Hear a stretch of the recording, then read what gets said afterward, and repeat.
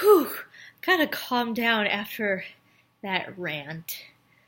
Uh, okay, so moving on from that rant from my first review, going on to the next one. Alrighty.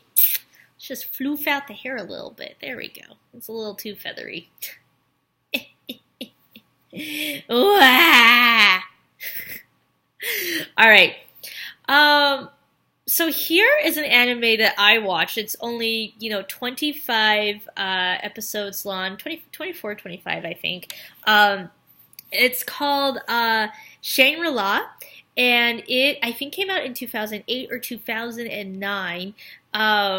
I don't think it was ever really like a well-known show, but I really enjoyed it. I actually wish that it could have been longer and that like we could have been given more background story. They tried to kind of keep you guessing and tie it all up at the end, which worked, yes and no, but there were some things that just weren't really quite explained that I would have liked to have been explained. There was some like science versus magic and religion that were supposed to tie together. And while that was a really cool conclusion, it didn't quite make sense to me as to how that all tied together. Or how they even came to that conclusion.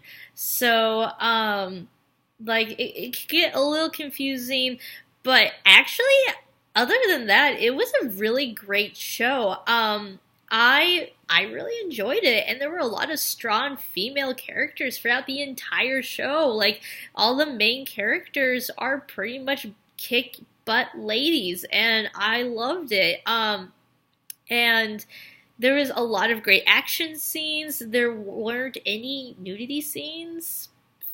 Thank you. No,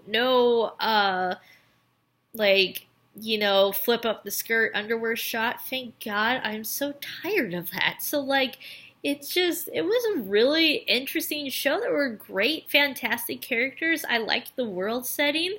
I want to explain, but there's just so much that's intricate. I don't want to ruin it, but so basically the world has kind of fallen apart, and so they're trying to, in order to keep their world going, there's these things that are called carbon taxes. So they tax you on how much carbon dioxide you put out into the atmosphere, and there's this ultimate place where everybody's supposed to be able to live at. It is called Atlas, but only a few get to go live there, and the rest have to struggle out in this world where if you put out too much smoke, then you can get thrown in jail, and if you try to lash out at an over-controlling government, you can get thrown in jail, and so it's very perilous, and people are just trying to survive.